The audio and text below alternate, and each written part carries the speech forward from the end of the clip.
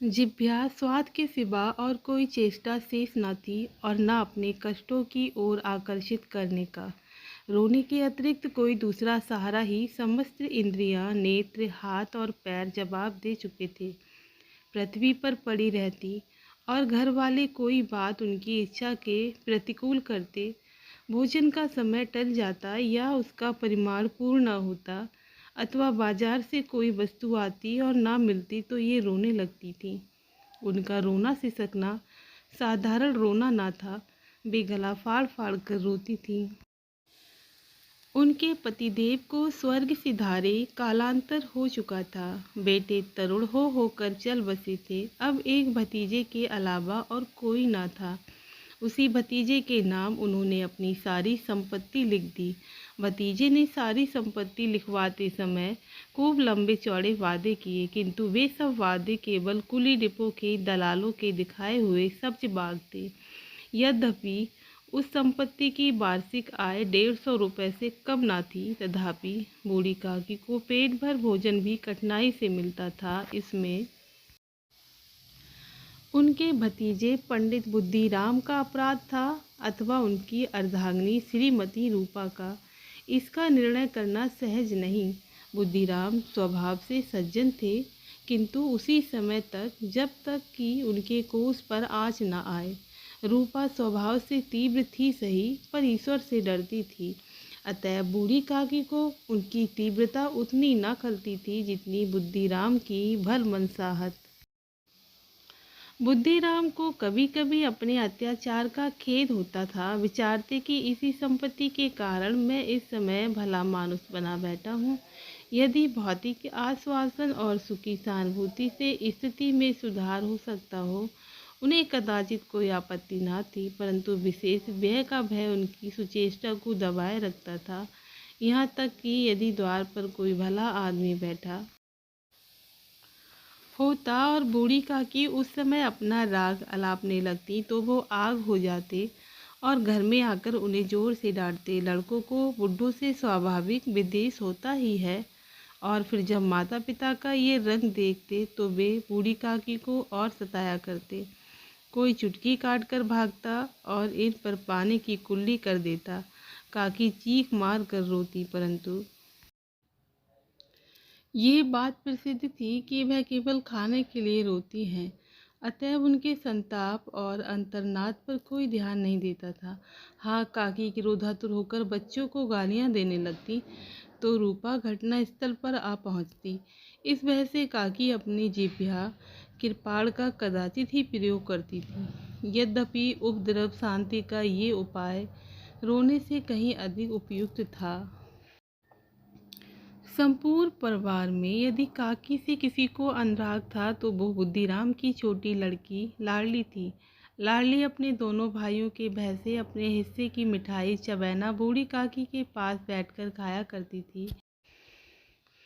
यद्यपि काकी की सरल उनकी लोलुपता के कारण बहुत महंगी पड़ती थी, तथापि भाइयों के अन्याय से सुरक्षा कहीं सुलभ ना थी। तो बस इसी स्वार्थ अनुकूलता ने उन दोनों में सहानुभूति का आरोपण कर दिया था। रात का समय था। बुद्धिराम के द्वार पर शहनाई बज रही थी और गांव के बच्चों का झुंड विस्मयपूर्ण नेत्रों से गानों का रसास्वादन कर रहा था। चारपाइयों पर मेहमान विश्राम करते हुए नाइयों से मुखियां लगवा रहे थे। समीप खड़ा भाट बिरुदावली सुना रहा था और कुछ भावज्ञ मेहमानों की बाह पर ऐसा खुश हो रहा था मानो इस वाह का यथार्थ में वही अधिकारी है। दो एक अंग्रेजी पढ़े हुए नवयुवक इन व्यवहारों से उदासीन थे। वे इस गंवार मंडली में बोलना अथवा सम्मिलित होना अपनी प्रतिष्ठा के प्रतिकूल समझते थे। रात का समय था। बुद्धिराम के द्वार पर शहनाई बज रही थी और गांव के बच्चों का झुंड विस्मयपूर्ण नेत्रों से गाने का रसास्वादन कर रहा था।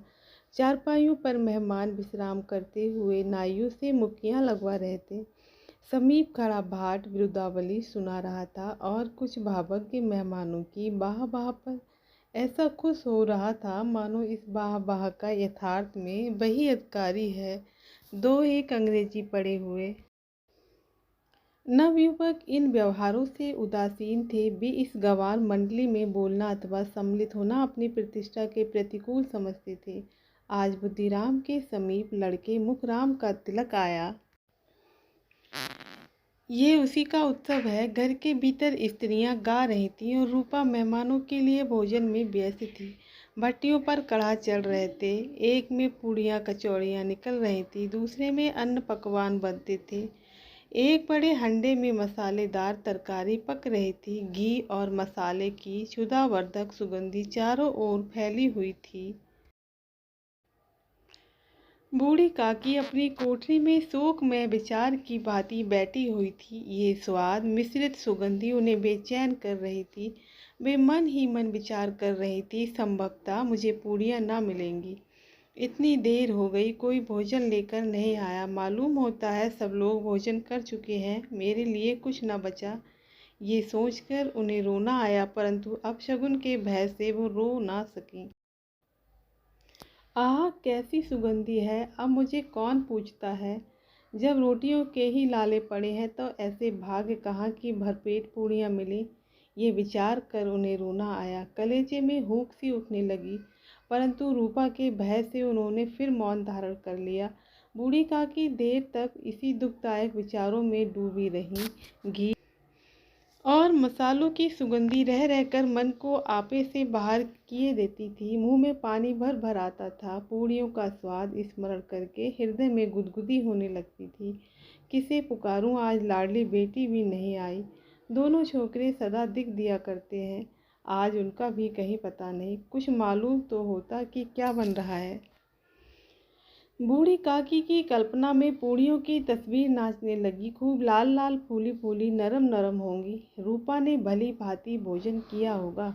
कचौड़ियों में अजवाइन और इलायची की महक आ रही होगी। एक पूड़ी मिलती तो जरा हाथ में लेकर देखती। क्यों ना चलकर कढ़ा के सामने ही बैठूं। पूड़ियाँ छन छन कर तैयार होंगी, कढ़ा से गरम गरम निकाल कर थाल में रखी जाती होंगी। फूल हम घर में भी सूंघ सकते हैं, परंतु बाटका में कुछ और बात होती है। इस प्रकार निर्णय करके बूढ़ी काकी उखड़ू बैठकर हाथों के बल सरकती हुई बड़ी कठिनाई से चौखट से उतरी और धीरे धीरे रेंगती हुई कढ़ा के पास जा बैठी। यहाँ आने पर उन्हें उतना ही धैर्य हुआ जितने भूखे कुत्ते को खाने वाले के सन्मुख बैठने में होता है। रूपा उस समय कार्यभार से उद्विग्न हो रही थी। अभी इस कोठे में जाती, कभी उस कोठे में, कभी कढ़ा के पास जाती, कभी भंडार में जाती। किसी ने बाहर से आकर कहा, महाराज ठंडई मांग रहे हैं। ठंडई देने लगी। इतने में फिर किसी ने आकर कहा, भाट आया है, उसे कुछ दे दो। भाट के लिए सीधा निकाल रही थी कि एक तीसरे आदमी ने आकर पूछा, अभी भोजन तैयार होने में कितना विलम्ब है, जरा ढोल मजीरा उतार दो। बेचारी अकेली स्त्री दौड़ते दौड़ते व्याकुल हो रही थी, झुंझलाती थी, कुड़ती थी, परंतु क्रोध प्रकट करने का अवसर न पाती थी। भय होता कहीं पड़ोसने ये ना कहने लगे कि इतने में उबल पड़ी। प्यास से स्वयं कंठ सूख रहा था, गर्मी के मारे फूकी जाती थी, परंतु इतना अवकाश ना था कि जरा पानी पी ले अथवा पंखा लेकर झले। ये भी खटका था कि जरा आँख हटी और चीज़ों की लूट मची। इस अवस्था में उसने बूढ़ी काकी को कढ़ा के पास बैठी देखा तो जल गई। क्रोध ना रुक सका। इतने भी ध्यान ना रहा कि पड़ोसने बैठी हुई हैं, मन में क्या कहेंगी। पुरुषों में लोग सुनेंगे तो क्या कहेंगे। जिस प्रकार मेढक केंचुए पर झपटता है, उसी प्रकार वह बूढ़ी काकी पर झपटी और उन्हें दोनों हाथों से झटक कर बोली, ऐसे पेट में आग लगे। पेट है या भाड़, कोठरी में बैठते हुए क्या दम घुटता था। अभी मेहमानों ने नहीं खाया, भगवान को भोग नहीं लगा, तब तक धैर्य न हो सका, आकर छाती पर सवार हो गई। जल जाए ऐसी जीभ, दिन भर खाती ना होती तो जाने किसकी हाड़ी में मुंह डालती। गांव देखेगा तो क्या कहेगा कि बुढ़िया भरपेट खाने को नहीं पाती, तभी तो इस तरह मुंह बाएं फिरती है। डाइन ना मरे न माचा छोड़े, नाम बेचने पर लगी है, नाक कटवा कर दम लेगी। इतनी ठूसती है, ना जाने कहाँ भस्म हो जाता है। भला चाहती हो तो जाकर कोठरी में बैठो, जब घर के लोग खाने लगेंगे तब तुम्हें भी मिलेगा। तुम कोई देवी नहीं हो कि चाहे किसी के मुंह में पानी ना जाए, परंतु तुम्हारी पूजा पहले ही हो जाए। बूढ़ी काकी ने सिर उठाया, न रोई न बोली, चुपचाप रेंगती हुई अपनी कोठरी में चली गई। आवाज ऐसी कठोर थी कि हृदय और मस्तिष्क की संपूर्ण शक्तियां, संपूर्ण विचार और संपूर्ण भार उसी ओर आकर्षित हो गए थे। नदी में जब कगार का कोई बृहद खंडर कटकर गिरता है तो आसपास का जल समूह चारों ओर से उसी स्थान को पूरा करने के लिए दौड़ता है। भोजन तैयार हो गया, आंगन में पत्तलें पड़ गईं, मेहमान खाने लगे। स्त्रियों ने जेबनार गीत गाना आरंभ कर दिया। मेहमानों के नाई और सेवकगण भी उसी मंडली के साथ किंतु कुछ हटकर भोजन करने लगे थे। परंतु सभ्यतानुसार जब तक सबके सब खा न चुके कोई उठ नहीं सकता था। दो एक मेहमान जो कुछ पढ़े लिखे थे, सेवकों के दीर्घाहार पर झुंझला रहे थे। वे इस बंधन को व्यर्थ का बंधन समझते थे और बेकार की बात समझते थे। बूढ़ी काकी अपनी कोठरी में जाकर पश्चाताप कर रही थी कि मैं कहाँ से कहाँ आ गई। उन्हें रूपा पर क्रोध नहीं था, अपनी जल्दबाजी पर दुख था। सच ही तो है, जब तक मेहमान लोग भोजन ना कर चुकेंगे घर वाले कैसे खाएंगे। मुझसे इतनी देर भी ना रहा गया, सबके सामने पानी उतर गया। अब जब तक कोई बुलाने नहीं आएगा ना जाऊंगी। ही मन इस प्रकार का विचार कर वह बुलाने की प्रतीक्षा करने लगी, परंतु घी की रुचिकर सुवास बड़ी धैर्य परीक्षक प्रतीत हो रही थी। उन्हें एक एक पल एक एक युग के समान मालूम होता था। अब पत्तल बिछ गई होंगी, अब मेहमान आ गए होंगे, लोग हाथ पैर धो रहे हैं, नाई पानी दे रहा है, मालूम होता है लोग खाने बैठ गए, जेवनार गाया जा रहा है। ये विचार कर वह मन को बहलाने के लिए लेट गई। धीरे धीरे एक गीत गुनगुनाने लगी। उन्हें मालूम हुआ कि मुझे गाते देर हो गई। क्या इतनी देर तक लोग भोजन कर ही रहे होंगे? किसी की आवाज़ सुनाई नहीं देती। अवश्य ही लोग खा पीकर चले गए, मुझे कोई बुलाने नहीं आया है। रूपा चिढ़ गई है, क्या जाने ना बुलाए। सोचती हो कि आप ही आवेगी, वह कोई मेहमान तो नहीं है जो उन्हें बुलाऊं। बूढ़ी काकी चलने को तैयार हुई, ये विश्वास कि 1 मिनट में पूड़ियाँ और मसालेदार तरकारियाँ सामने आएंगी उनकी स्वाइंद्रियों को गुदगुदाने लगा। उन्होंने मन में तरह तरह के मंसूबे बांधे। पहले तरकारी से पूड़ियाँ खाऊंगी, फिर दही और शक्कर से कचौड़ियाँ रायते के साथ मज़ेदार मालूम होंगी। चाहे कोई बुरा माने चाहे भला, मैं तो मांग मांग कर खाऊंगी। यही न लोग कहेंगे कि इन्हें विचार नहीं। कहा करे, इतने दिनों के बाद पूड़ियाँ मिल रही हैं तो मुँह जूठा करके थोड़ी ही उठ जाऊंगी। वो उखड़ू बैठकर सरकते हुए आंगन में आई, परंतु हाय दुर्भाग्य, अभिलाषा ने अपने पुराने स्वभाव के अनुसार समय की मिथ्या कल्पना की थी।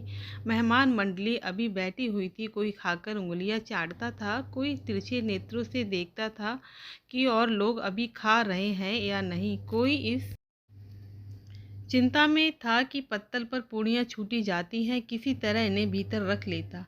कोई दही खाकर चटकाराता था, परंतु दूसरा दोना मांगते संकोच करता था कि इतने में बूढ़ी काकी रेंगती हुई उनके बीच आ पहुंची। कई आदमी चौंक कर उठ खड़े हुए पुकारने लगे, अरे ये बुढ़िया कौन है, यहाँ कहाँ से आ गई, देखो किसी को छू ना दे।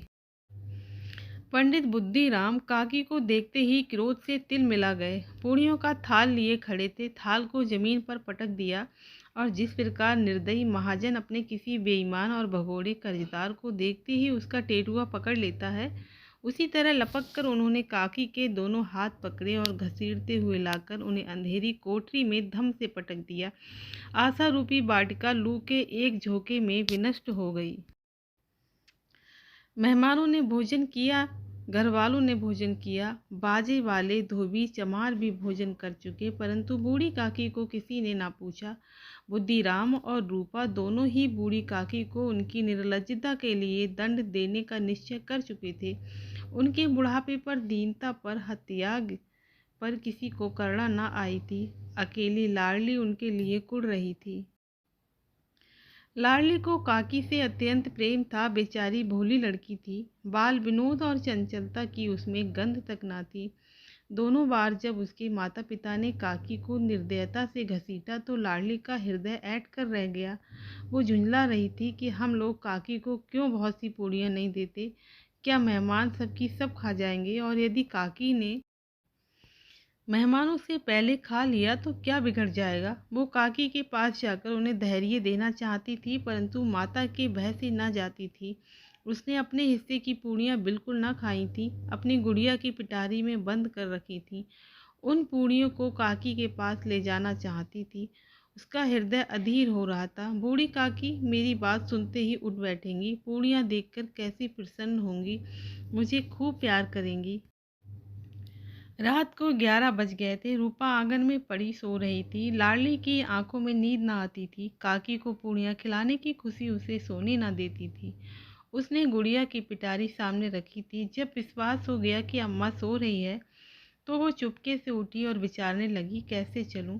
चारों ओर अंधेरा था, केवल चूल्हे में आग चमक रही थी और चूल्हों के पास एक कुत्ता लेटा हुआ था। लाडली की दृष्टि सामने वाले नीम पर गई। उसे मालूम हुआ कि उस पर हनुमान जी बैठे हुए हैं। उनकी पूंछ, उनका गदा वो स्पष्ट दिखलाई दे रहे हैं। मारे भय के उसने आंखें बंद कर ली। इतने में कुत्ता उठ बैठा। लाडली को ढाढ़स हुआ। कई सोए हुए मनुष्यों के बदले एक भागता हुआ कुत्ता उसके लिए अधिक धैर्य का कारण हुआ। उसने पिटारी उठाई और बूढ़ी काकी की कोठरी की ओर चली। बूढ़ी काकी को केवल इतना स्मरण था कि किसी ने मेरे हाथ पकड़कर घसीटे।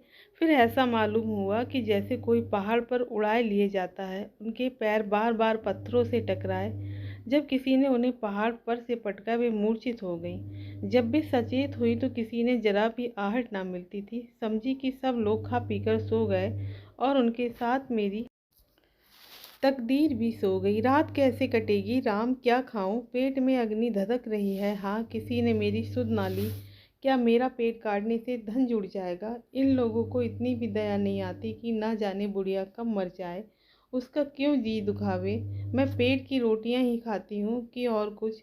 इस पर यह हाल, मैं अंधी अपाहिज ठहरी, ना कुछ सुनूं ना बुझूं। यदि आंगन में चली गई तो क्या बुद्धिराम से इतना कहते ना बनता था कि काकी अभी लोग खाना खा रहे हैं, फिर आना। मुझे घसीटा पटका। उन्हीं पूड़ियों के लिए रूपा ने सबके सामने गालियां दी। उन्हीं पूड़ियों के लिए इतनी दुर्गति करने पर भी उनका पत्थर का कलेजा ना पसीजा। सबको खिलाया, मेरी बात तक न पूछी।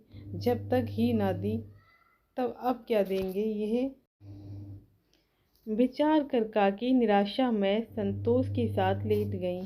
गिलाने से गला भर भर आता था, परंतु मेहमानों के भय से रोती ना थी। सहसा कानों में आवाज आई, काकी उठो, मैं पूड़ियाँ लाई हूँ। काकी ने लाडली की बोली पहचानी। झटपट उठ बैठी, दोनों हाथों से लाडली को टटोला और उसे गोद में बिठा लिया। लाडली ने पूड़ियाँ निकाल कर दी। काकी ने पूछा, क्या तुम्हारी अम्मा ने दी हैं। लाडली कहा, नहीं, ये मेरे हिस्से की हैं। काकी पूड़ियों पर टूट पड़ी।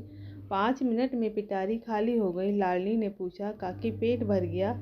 जैसे थोड़ी ही वर्षा ठंडक के स्थान पर और भी गर्मी पैदा कर देती है, उस भांति इन थोड़ी पूड़ियों ने काकी की क्षुधा और इच्छा को और उत्तेजित कर दिया। बोली, नहीं बेटी, जाकर अम्मा से और मांग लाओ। लाडली ने कहा, अम्मा सोती है, जगाऊंगी तो मारेगी। काकी ने पिटारी को फिर टटोला। उसमें कुछ खुरचन गिरी थी, बार बार होंठ चाटती थी, चटकारे भरती थी। हृदय महसूस रहा था कि और पूड़ियाँ कैसे पाऊं। संदेह सेतु जब टूटा जाता है तब इच्छा का बहाव अपरिमित हो जाता है। मत वालों को मत का स्मरण करना उन्हें मंदांश बनाता है। काकी का अधीर मन इच्छाओं के प्रबल प्रवाह में बह गया। उचित और अनुचित का विचार जाता रहा। वे कुछ देर तक उस इच्छा को रोकती रही। सहसा लाडली से बोली, मेरा हाथ पकड़कर वहाँ ले चलो जहाँ मेहमानों ने बैठकर भोजन किया है। लाडली उनका अभिप्राय समझ न सकी। उसने काकी का हाथ पकड़ा और ले जाकर जूठे पत्तलों के पास बिठा दिया। दीन क्षुधातुर हत ज्ञान बुढ़िया पत्तलों से पूड़ियों के टुकड़े चुन चुन कर भक्षण करने लगी। ओह, दही कितना स्वादिष्ट था, कचौड़ियाँ कितनी सलोनी, खस्ता कितने सुकोमल। काकी बुद्धिहीन होते हुए भी इतना जानती थी कि मैं वह काम कर रही हूँ जो मुझे कदापि ना करना चाहिए। मैं दूसरों की झूठी पत्तल चाट रही हूँ, परंतु बुढ़ापा, तृष्णा, रोग का अंतिम समय है जब संपूर्ण इच्छाएं एक ही केंद्र पर आ लगती हैं। बूढ़ी काकी में ये केंद्र उनकी सौंदर्य थी। ठीक उसी समय रूपा की आंख खुली। उसे मालूम हुआ कि लाडली मेरे पास नहीं है। वह चौकी चारपाई के इधर उधर ताकने लगी कि कहीं नीचे तो नहीं गिर पड़ी। उसे वहां ना पाकर वह उठी तो क्या देखती है, लाडली जूठे पत्तलों के पास चुपचाप खड़ी है और बूढ़ी काकी पत्तलों पर से पूड़ियों के टुकड़े उठा उठा कर खा रही है। रूपा का हृदय सन्न हो गया। किसी गाय की गर्दन पर छुरी चलते देखकर जो अवस्था उसकी होती, वही उस समय हुई। एक ब्रह्माणी दूसरों की झूठी पत्तल टटोले, इससे अधिक शोकमय दृश्य असंभव था। पूड़ियों के कुछ गिरासों के लिए उसकी चचेरी सास ऐसा निकृष्ट कर्म कर रही है। ये वह दृश्य था जिसे देखकर देखने वालों का हृदय कांप उठते हैं। ऐसा प्रतीत होता मानो जमीन रुक गई, आसमान चक्कर खा रहा है, संसार पर कोई आपत्ति आने वाली है। रूपा को क्रोध न आया। शोक के सन्मुख क्रोध कहाँ, करुणा और भय से उसकी आंखें भर आई। इस अधर्म का भागी कौन है? उसने सच्चे हृदय की गगन मंडल की ओर हाथ उठाकर कहा, परमात्मा मेरे बच्चों पर दया करो।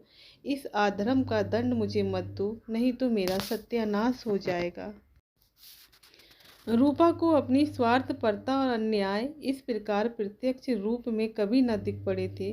वह सोचने लगी, हाय कितनी निर्दयी हूँ, जिसकी संपत्ति से मुझे 200 रुपया आय हो रही है, उसकी ये दुर्गति और मेरे कारण। हे दयामय भगवान, मुझसे बड़ी भारी चूक हुई है, मुझे क्षमा करो। आज मेरे बेटे का तिलक था, सैकड़ों मनुष्यों ने भोजन पाया, मैं